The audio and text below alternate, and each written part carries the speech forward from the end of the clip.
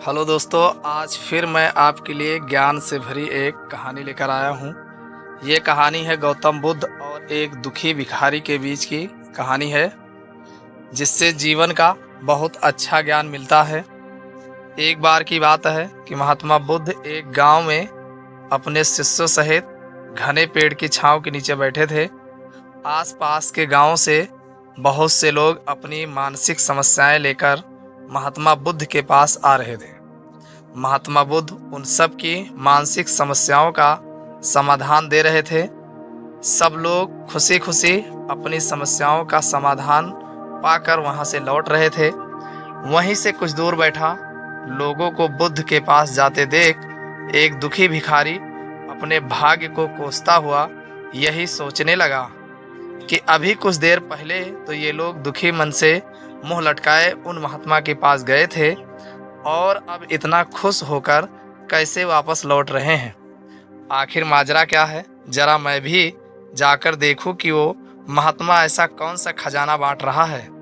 ये लोग इतने प्रसन्न हुए हैं कि उनके चेहरे लाल हो गए हैं। जब वो दुखी भिखारी कुछ नजदीक गया तो उसने देखा कि ये महात्मा तो लोगों को प्रवचन देकर लोगों के दुख का निवारण कर रहे हैं।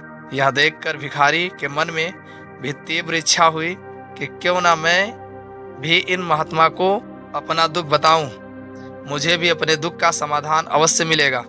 बस फिर क्या था, समाधान पाने की लालसा लिए भिखारी महात्मा बुद्ध के सामने पहुंचा और हाथ जोड़कर प्रणाम करते हुए बोला, हे महात्मा बुद्ध, मैं भी लोगों की मदद करना चाहता हूँ।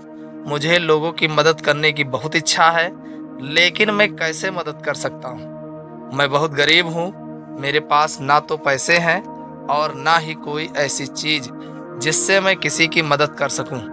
मैं कोशिश करने पर भी किसी की मदद नहीं कर सकता। मुझे भगवान ने इतना गरीब क्यों बनाया? हे महात्मा, मुझ पर कुछ कृपा करो। इतना बोलते बोलते भिखारी रोने लगा। महात्मा बुद्ध बोले, आप बहुत अज्ञानी हैं, क्योंकि आप अभी तक इस भ्रम में जी रहे हो कि तुम्हारे पास कुछ नहीं, जबकि दूसरों को कुछ देने के लिए तुम्हारे पास बहुत कुछ है। तुम बिना धन और वस्तु के भी दूसरों की मदद कर सकते हो। तुम्हारे पास जुबान है जिससे तुम मीठे शब्द बोलकर किसी के दुखी चेहरे पर मुस्कान ला सकते हो। इन्हीं शब्दों की ताकत से तुम किसी के भी टूटते हौसलों को फिर से मजबूत कर सकते हो।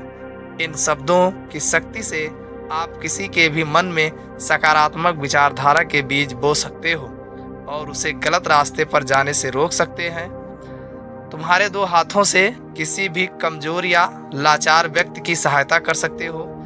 आपके दो आंखें किसी अंधे को रास्ता दिखा सकते हैं।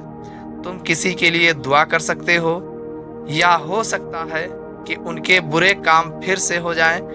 आप किसी के अच्छे स्वास्थ्य की कामना कर सकते हैं, लेकिन अज्ञानतावश तुम अब तक इस बात को समझ नहीं पाए और इस भ्रम में अब तक जीते रहे हैं कि तुम्हारे पास मदद करने के लिए कुछ नहीं। किसी की मदद करने के लिए धन और वस्तु का होना अनिवार्य नहीं है। बिना धन और वस्तु के भी हम कई प्रकार से लोगों की मदद कर सकते हैं। महात्मा बुद्ध के ज्ञान से भरे ये सुंदर शब्द सुनकर भिखारी के चेहरे पर मुस्कान आ गई और वह खुशी से झूमता हुआ वहां से चला गया। इस बुद्ध की कहानी से हमने क्या सीखा?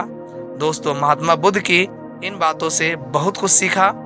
आजकल बहुत से लोग यह सोचकर दुखी होते हैं कि मेरे पास ये नहीं है, बल्कि जो आपके पास है उसी में संतुष्ट रहना सीखें और बिना मतलब के लोगों की मदद करें।